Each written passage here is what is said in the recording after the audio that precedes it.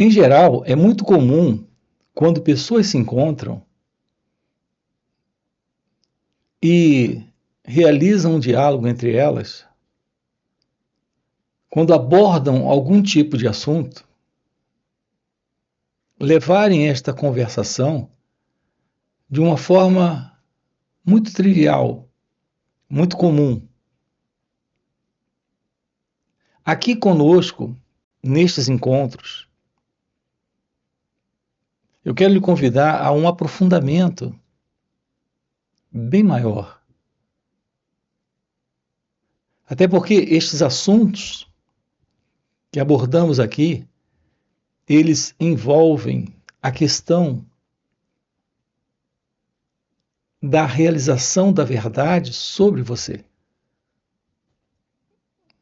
A presença da compreensão sobre si mesmo, sobre quem nós somos. Então vamos juntos aqui trabalhar algumas questões. Nós temos aqui no canal diversos vídeos. E todos eles envolvem esta questão do eu. A questão da presença em nós,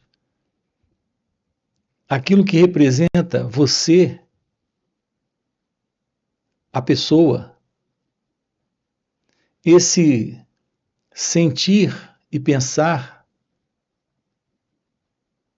desta personalidade, deste mim, que é a presença da autoimagem. Você e a autoimagem têm uma relação muito estreita, muito íntima. É a presença da pessoa, é a presença da personalidade. E ela carrega inúmeros problemas.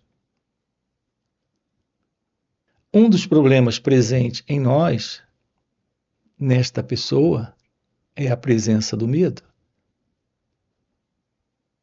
Quando particularizamos o medo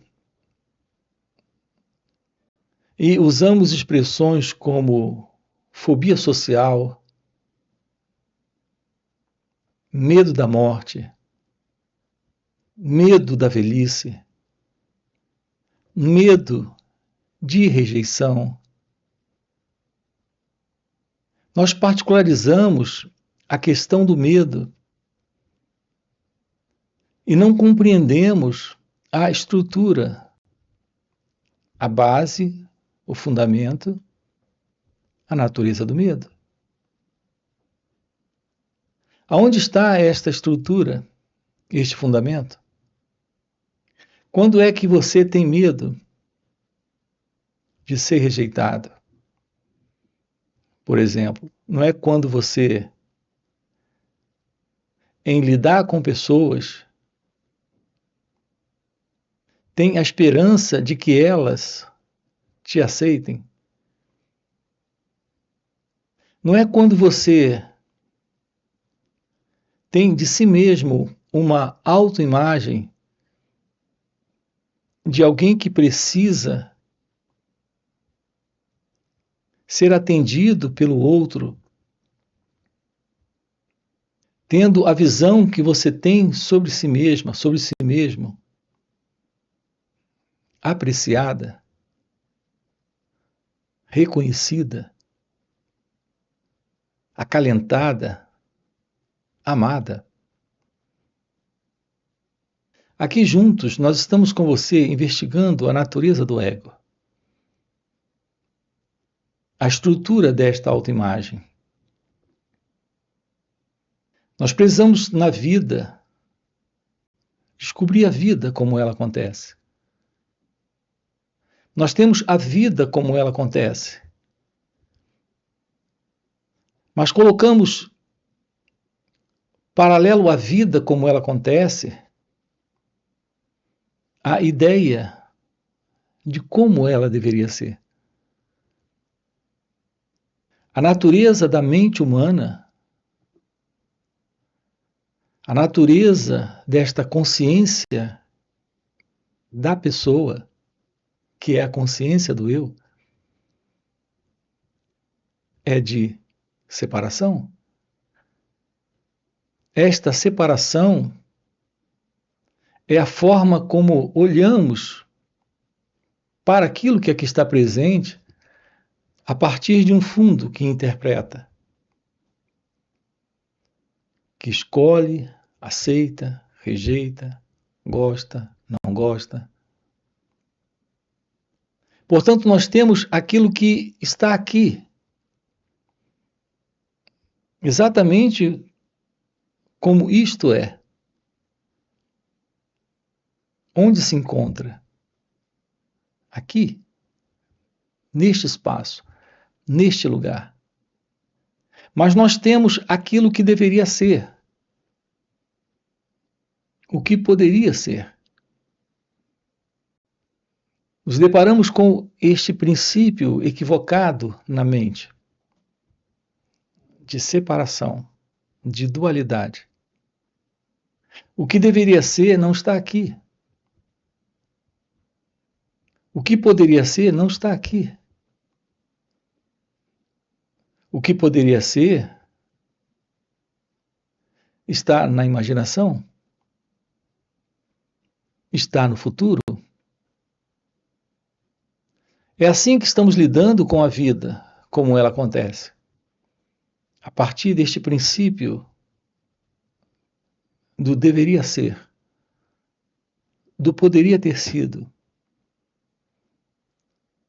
deste como seria.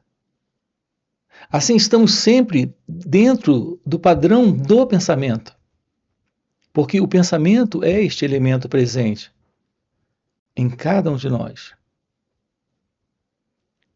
É ele que alimenta, sustenta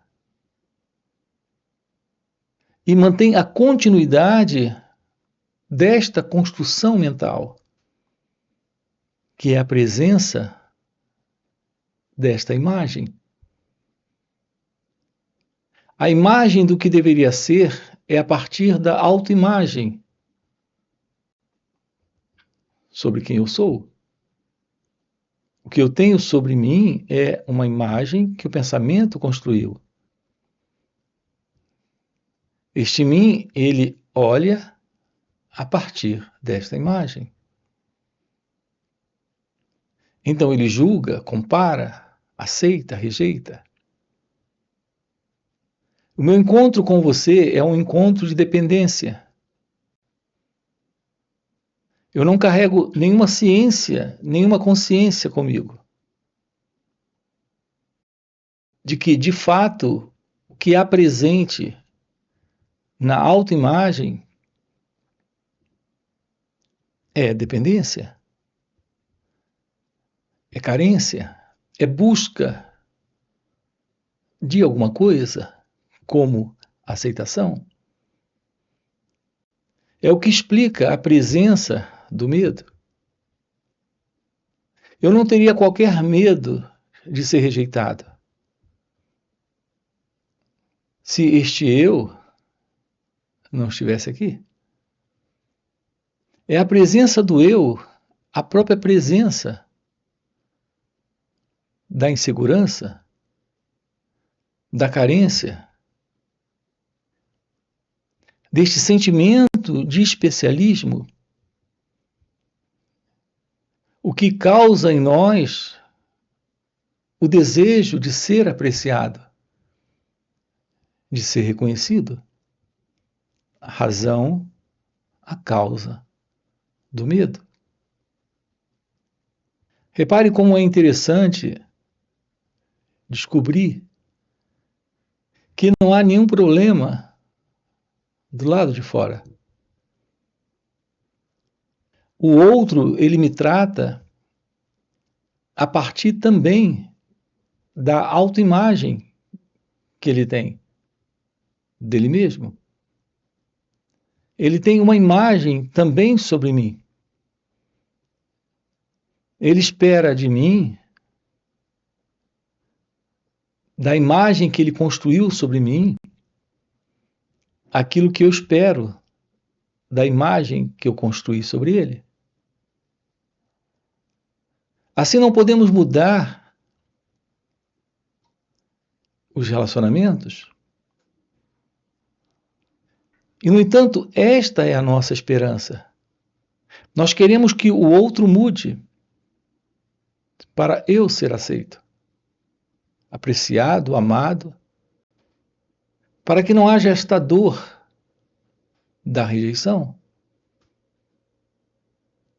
Então, há sempre uma relação de mútua dependência. Quando está presente o eu,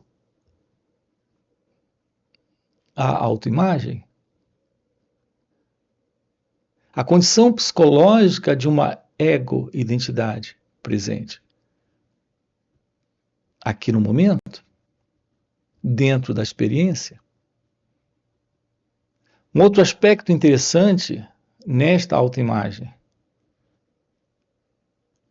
eu tenho dito que é uma fotografia que nós temos sobre nós mesmos. Mas, na realidade, é uma fotografia que a cada momento está mudando. Você nunca se encontra com a mesma pessoa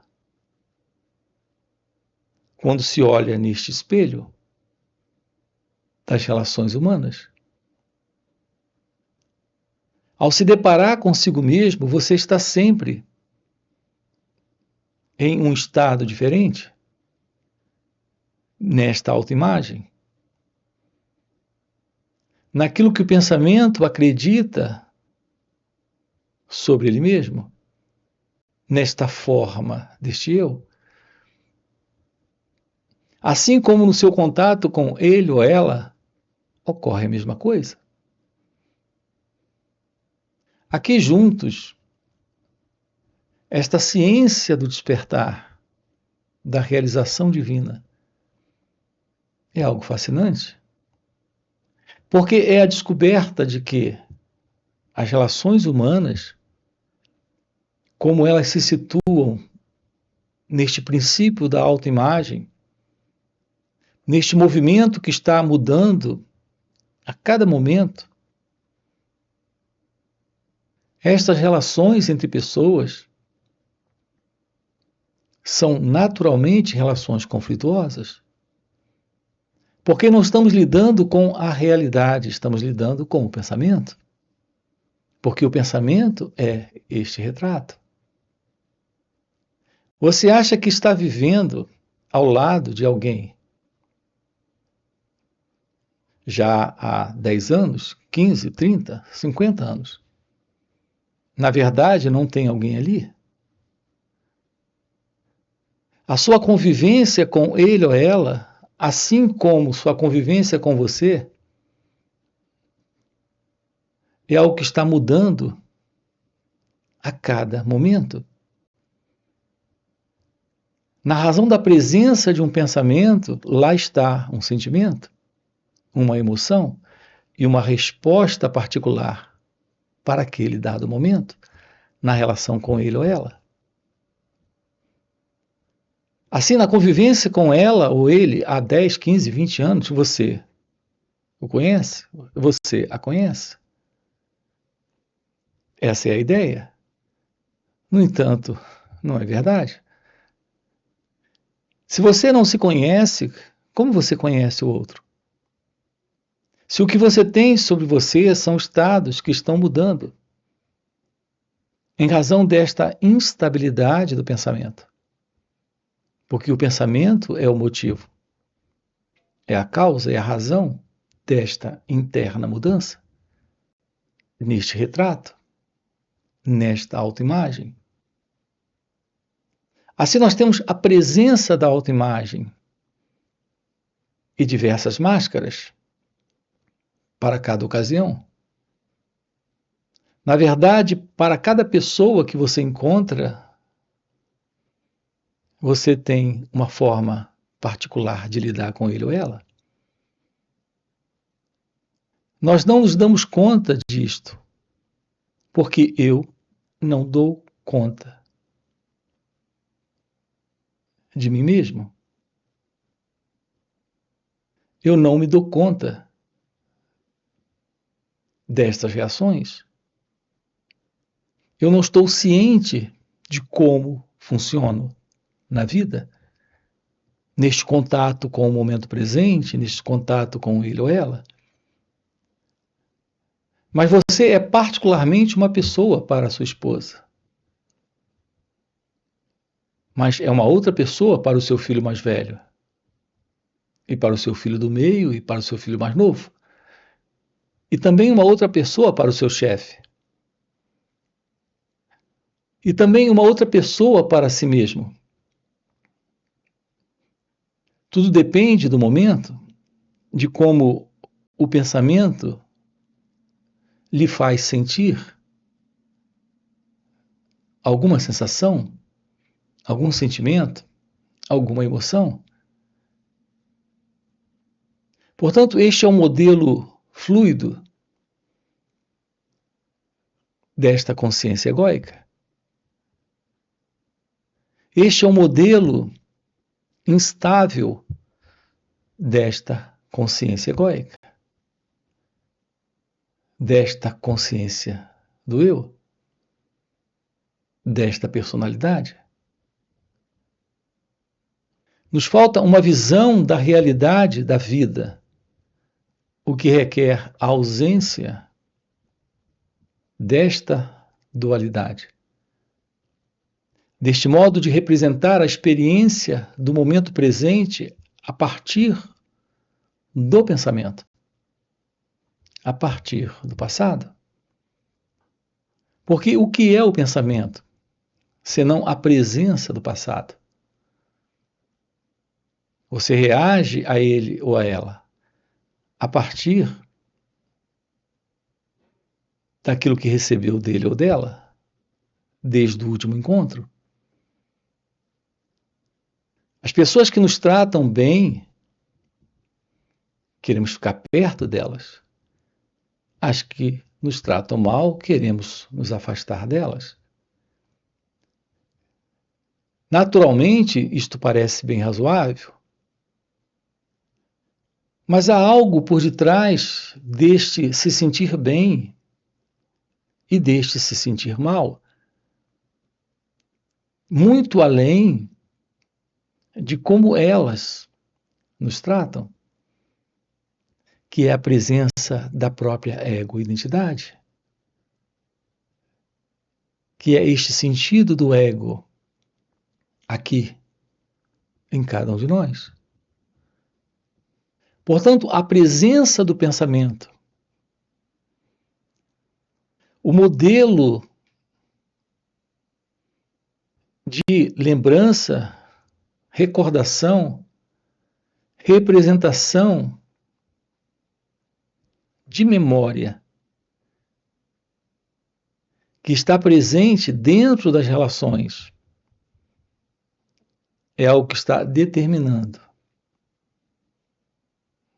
a ilusão de uma relação com ele ou ela, com nós mesmos e com a vida. Por isso nós precisamos descobrir a verdade sobre o pensamento. Por que será que tenho dele ou dela uma imagem? Tenho dele ou dela uma imagem ou um conjunto de imagens, porque tenho de mim mesmo uma imagem. Porque este mim não é outra coisa a não ser um conjunto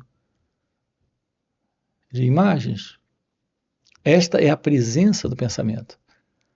Portanto, o que é o pensamento? O pensamento em você é a lembrança.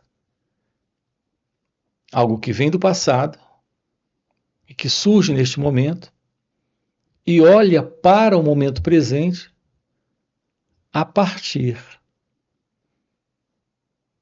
desta autoimagem. Esta autoimagem é a presença do observador na observação. Veja que coisa interessante nós temos aqui. Nós temos a vida na observação. Nós temos a vida na experimentação. Colocamos na experimentação da vida o experimentador. Colocamos na observação da vida o observador. O experimentador é a autoimagem. O observador é a autoimagem. Então nos escapa a totalidade da vida, porque nos escapa a observação. Nos escapa a totalidade da vida, porque nos escapa o experimentar do momento presente. Quando colocamos o experimentador, aquilo que está presente é esta separação, é esta divisão, que é a divisão do eu e o não eu, do observador, olhando esta observação. Este observador é o filtro. Este experimentador é o filtro. Esta imagem é o filtro. Nós não temos um contato direto com o marido, com a esposa, com o mundo à nossa volta, porque não há um contato real com a verdade sobre nós mesmos. A verdade se revela quando não temos mais esta autoimagem. Portanto, o fim da autoimagem, o que representa o fim desta continuidade, desta permanência, desta forma de lidar a partir do passado, com ele ou ela, com a vida, é algo que se desfaz quando temos o fim da autoimagem. E é o que estamos juntos aqui, vendo a possibilidade desta realização. O que torna possível esta realização é a compreensão não teórica, mas vivencial, real, da diferença entre alguém pensando e o pensar, alguém sentindo e o sentir, alguém falando e o falar. Por que temos que sempre ter a presença de um pensador para lidar com pensamentos? Por que sempre temos que ter alguém sentindo para o sentimento? Um observador para a observação? Um exemplo direto desta diferença consiste aqui, por exemplo, nesta compreensão. Quando um pensamento está presente, o que temos presente é o pensamento. Não há qualquer pensador presente. E, no entanto, nós colocamos um pensador para este pensamento. Nós estamos viciados no modelo do pensamento. A cada momento, um pensamento está presente. Na verdade, a cada minuto, dezenas de pensamentos estão presentes. E nós carregamos a ilusão de que este pensamento surgiu de mim, deste pensador. A presença do pensamento é a presença de uma lembrança. Uma lembrança. Em razão de uma associação com o momento presente, dentro de uma dada experiência, aquilo funcionou como um estímulo, como um gatilho. Então a lembrança surgiu. Quando você vê uma cena, ao se deparar com aquela cena, o cérebro associa aquela imagem a uma lembrança, então o pensamento surge. A presença do pensamento é associativo Quando surge uma imagem, surge a presença de uma lembrança, aquela lembrança traz uma segunda, que traz uma terceira. Este é o processo do pensar no cérebro. Não há um elemento presente como nós acreditamos. Nós temos colocado aqui no pensar a presença de um pensador. Não existe tal coisa como alguém pensando. Há somente pensamentos. Se você fosse alguém pensando, você dispensaria com facilidade os pensamentos de preocupação ou que lhe causam tristeza ou algum nível de sofrimento. Mas repare, você não pode se livrar dos pensamentos quando deseja. Você quer se livrar de pensamentos, mas não pode. Porque uma coisa é a ideia de alguém aqui para se livrar. Este alguém é a ilusão do pensador. Outra coisa é a própria liberdade deste processo, que é o processo do pensamento. O pensamento, ele não está sujeito à presença de um pensador. Ele tem a sua forma, ele tem a sua maneira de acontecer. Esta independência do pensamento é a independência da reação, da memória, do passado, da lembrança. Nós temos a ilusão de um pensador presente para controlar os pensamentos. Aqui estamos diante de uma ilusão. Podemos lidar com o pensamento sem a ilusão do pensador. Porque quando não colocamos a ilusão de um pensador para controlar, ajustar,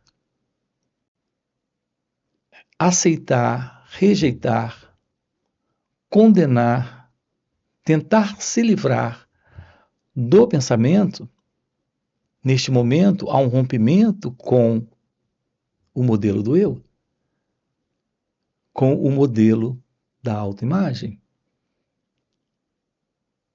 Então nós precisamos descobrir na vida a beleza do sentir sem o eu, como a beleza do pensar